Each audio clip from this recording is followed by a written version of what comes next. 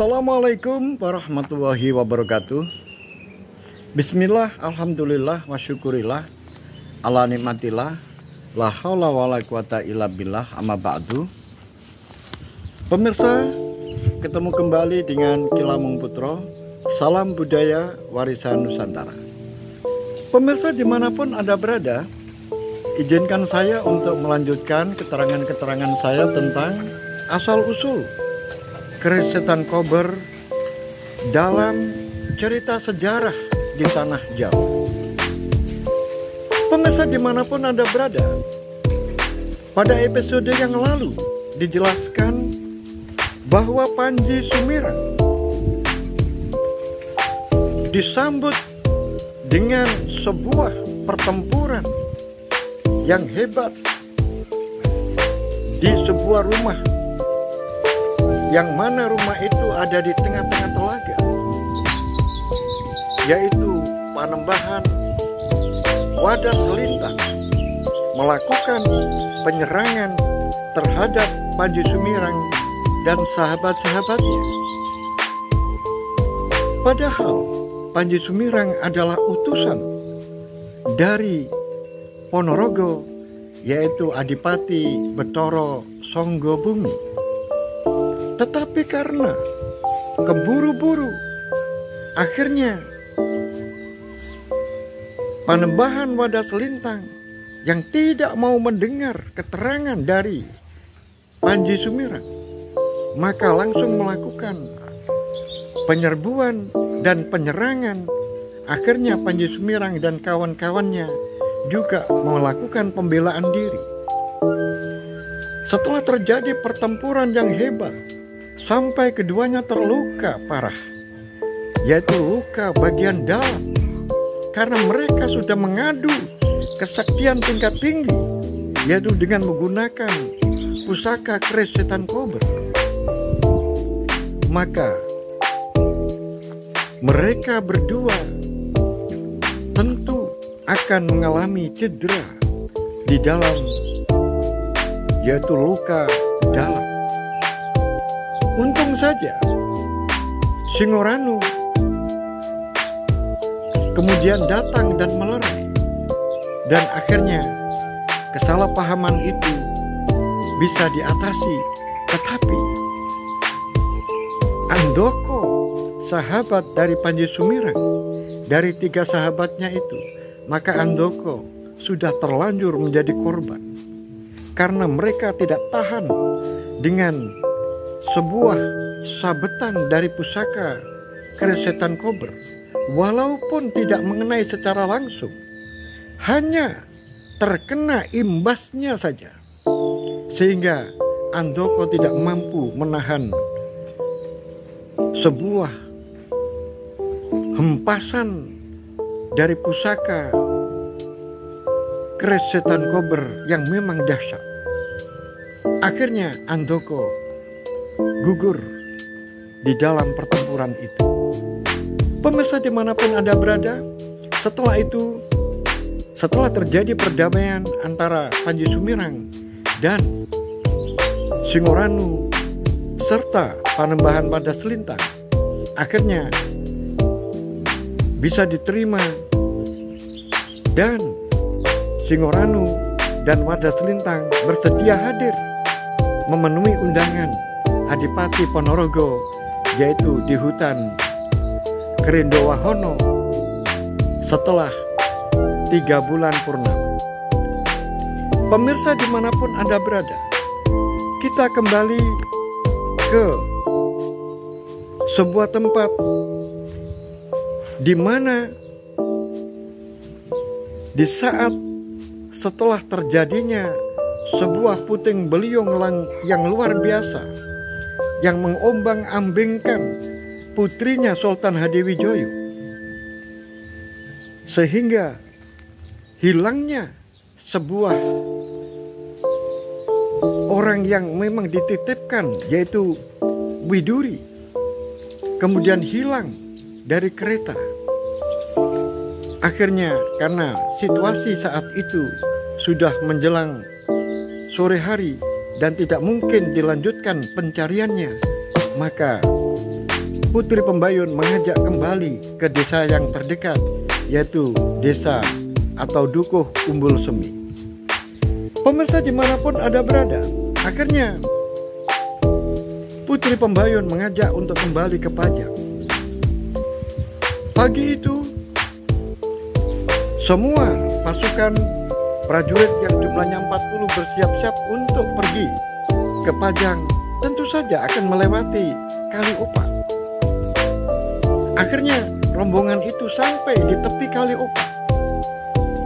Kemudian terhenti karena tiba-tiba air dari Kali Opak yang biasanya tidak begitu deras, tiba-tiba menjadi deras. Akhirnya Putri Pembayun memerintahkan berhenti sebentar. Kemudian di saat-saat berhenti itu, kemudian Putri Pembayun ingat kembali tentang Widuri. Dan akhirnya turunlah Putri kemudian mengajak musyawarah dengan Lurah Tamtomo, yaitu Bangu Putih. Bagaimana kalau kita menuju ke tempat yang ditunjukkan prajurit yang kemarin? Akhirnya prajurit itu dipanggil. Kamu ceritakan kembali, bagaimana ceritanya? Apakah kamu benar-benar melihat bahwa Widuri itu melompat-lompat dari dahan ke dahan dari sebuah pohon besar? Akhirnya prajurit itu meyakinkan bahwa benar-benar saya melihat Gusti Putri. Oleh sebab itu, akhirnya Putri Pembayun bersepakat untuk menengok pohon besar itu. Ada apa di pohon besar itu? Jangan-jangan Widuri masih ada di sana. Akhirnya prajurit-prajurit itu seluruhnya menuju ke pohon itu, yaitu pohon kendal yang begitu besar. Setelah sampai di tempat itu, akhirnya 5 orang disuruh untuk naik ke pohon yang besar itu. Luar biasa, ternyata di dalam pencarian antara dahan satu ke dahan yang lain, ternyata di situ di tengah-tengah pohon, yaitu ada sebuah lubang yang besar, seperti menyerupai gua. Rupa-rupanya tempat ini dipakai oleh seseorang untuk tidur. Dan akhirnya di lubang itu ada seseorang yang sedang tidur. Dia adalah Joko Lolo. Kemudian dia hanya berupa jasad. Tetapi dilihat dari hidungnya, napasnya masih bernapas. Akhirnya prajurit ini berteriak memanggil-manggil, yaitu Lurah Bangu Putih, bahwa dia menemukan itu. Kemudian Bangu Putih memerintahkan untuk menurunkan jasad itu pelan-pelan. Akhirnya jasad itu berhasil dievakuasi dari atas pohon sampailah ke tanah. Kemudian salah satu prajurit diperintahkan untuk menemui, yaitu Gusti Putri Pembayun yang memang terpisah agak jauh dari tempat itu. Akhirnya Gusti Putri dan seluruh prajurit yang jumlahnya 40 itu berkumpul di satu tempat. Setelah Gusti Putri sampai di tempat itu, tiba-tiba apa yang terjadi? Gusti Putri mendengar sebuah suara yang sangat keras yang asalnya dari atas. Akhirnya Gusti Putri mendongak ke atas. Kemudian sambil melakukan memfokuskan hati dan pikirannya, ternyata Gusti Putri melihat sesuatu Kemudian memberikan perhatian kepada prajurit-prajurit. Awas, jaga orang ini, jangan sampai hilang. Jaga keempat penjuru. Kita buat lingkaran. Jangan sampai jasad ini nanti akan dicuri oleh orang. Karena ini mau ada bahaya yang datang dari atas. Pemirsa dimanapun Anda berada, belum selesai. Putri Pembayun memberikan instruksi kepada prajurit-prajurit itu. Tiba-tiba suara gemuruh angin sudah mulai datang. Pohon-pohon sudah tersentuh tiupan angin. Lambat laun semakin keras, dan terjadilah sesuatu yang luar biasa, yaitu puting beliung yang benar-benar dahsyat. Puting beliung yang pernah dialami putri sebelumnya. Akhirnya Lurah Bangu Putih karena sadar ini merupakan bahaya yang luar biasa, akhirnya Lurah Bangu Putih memerintahkan kepada anak buahnya untuk melindungi Gusti Putri dan mengajak semuanya untuk keluar dari hutan ini. Pemirsa dimanapun Anda berada, rupa-rupanya ini bukan angin biasa. Angin yang memang diciptakan oleh sebuah kekuatan, yaitu siluman Kolobodro. Siluman Kolobodro ini memerintahkan kepada anak buahnya, yaitu siluman Ludro, untuk merubah dirinya menjadi angin puting beliung. Pemirsa dimanapun Anda berada, siluman Kolobodro yang berwujud raksasa yang begitu besar, apabila meniup, maka terjadilah angin yang luar biasa. Kemudian apabila ditambah dengan 7 siluman kecil yang namanya Kololodro, maka akan angin itu diolah menjadi angin yang berputar, sehingga terjadilah puting beliung. Setelah melihat terjadinya puting beliung yang mengombang-ambingkan 40 prajurit dan Putri Pembayun, putri dari Sultan Hadiwijaya, akhirnya apa yang terjadi? Yaitu siluman Kolobodro tertawa-tawa bersama dengan anak buahnya. Hai, lihatlah Hadiwijaya, anakmu sekarang seperti kertas terombang-ambing dengan angin.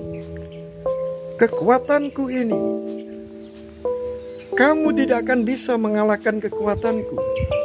Jika kemarin anak buahku kamu bakar dengan kekuatanmu, sekarang anakmu aku ombang-ambingkan dengan kekuatan angin yang aku ciptakan. Akhirnya Kololodro berkata kepada Kolobodro, wahai Kolobodro, bagaimana kalau ini kita bunuh saja orang ini? Jangan kamu bunuh. Sekarang lihatlah, aku sendiri yang akan menangani. Maka siluman Kolobodro kemudian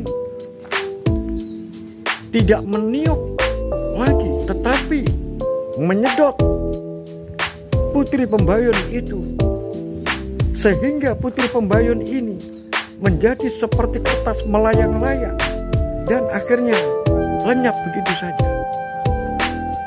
Pemirsa dimanapun Anda berada, tentu saja setelah angin puting beliung reda, akhirnya 40 prajurit ini merasa kehilangan di mana Gusti Putri. Dan orang yang paling takut adalah yaitu Lurah Bangu Putih. Padahal Lurah Bangu Putih sendiri juga mengalami nasib yang sama, sehingga dia sampai terbuang di Sungai Opak. Tetapi setelah prajurit-prajuritnya berkumpul, Kemudian ditanya tentang Gusti Putri, tidak ditemukan. Akhirnya tetap Bangu Putih terus mencari di mana keberadaan Gusti Putri, yaitu Putri Pembayun. Tetapi tidak akan bisa ditemukan karena Gusti Putri sekarang sudah menjadi tawanan dari siluman Kolobojo. Pemirsa dimanapun Anda berada, akhirnya siluman Kolobojo mengatakan kepada anak buahnya, ini merupakan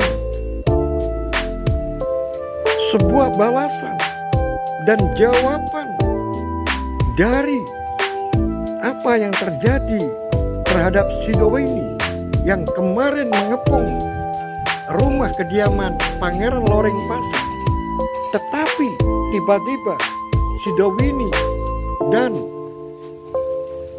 teman-temannya yang dibawa ke sana dibakar oleh Hadiwijoyo.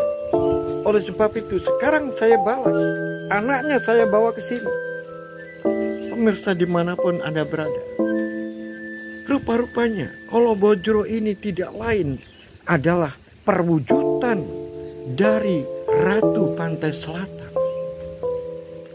Dan kemudian Kololudro tidak lain adalah 7 pembantu setia dari Ratu Pantai Selatan. Pemirsa dimanapun Anda berada, 7 siluman kecil yang disebut dengan Kololudro itu tidak lain adalah Sabto Durponolo. Apabila rupanya menjadi cantik, menjadi elok seperti bidadari, maka dia disebut dengan Sabto Durponolo. Tetapi kalau sudah berubah menjadi siluman kecil yang wajahnya buruk, maka dia adalah disebut dengan siluman Kololudro. Demikian juga terhadap Ratu Pantai Selatan, bisa merubah dirinya menjadi orang yang cantik, tetapi bisa merubah dirinya menjadi raksasa. Maka saat dirinya berubah menjadi seorang raksasa yang sangat menakutkan, maka dia itu disebut dengan siluman Kolobojo. Pemirsa dimanapun Anda berada, akhirnya Putri Pembayun sekarang sudah di tangan raksasa siluman, yaitu siluman Kolobojo, dan menjadi sebuah yang akan pada suatu saat nanti mungkin akan ditukar apabila Sultan Hadiwijoyo mencari dan akhirnya bertemu. Mungkin akan terjadi tawar-menawar antara siluman Kolobojo dengan Sultan Hadiwijoyo jika ingin anaknya dilepaskan. Pemirsa dimanapun Anda berada, bagaimanakah kelanjutan dari cerita ini? Oleh sebab itu, pemirsa dimanapun Anda berada, bagaimanakah nanti pertemuan yang disepakati antara Adipati Ponorogo melalui utusannya, yaitu Panji Sumirang atau Temenggung Toh Pati Anom bersama dengan Singoranu dan Panembahan pada Selintang yang sudah bersepakat untuk bertemu di sebuah hutan, yaitu hutan Krendowahono, sehingga nanti akan terjadi pertemuan segitiga, yaitu pertemuan Kediri yang akan dihadiri mungkin oleh Adipati Ranuwijaya yang didampingi oleh Berandal Lokojoyo atau yang disebut dengan Ki Ageng Mas Kumambang. Kemudian yang kedua adalah Ponorogo yang akan dihadiri oleh Adipati Ponorogo, yaitu Betoro Songgobumi, yang akan didampingi oleh Panembahan Mengker dan didampingi oleh Temenggung Panji Topati Anom. Dan dari pihak Berandal Gunung Sumbing yaitu yang akan hadir adalah Singoranu dan Panembahan Wadah Selintang, dan mungkin juga didampingi oleh Kelabang Geni, anaknya Singoranu.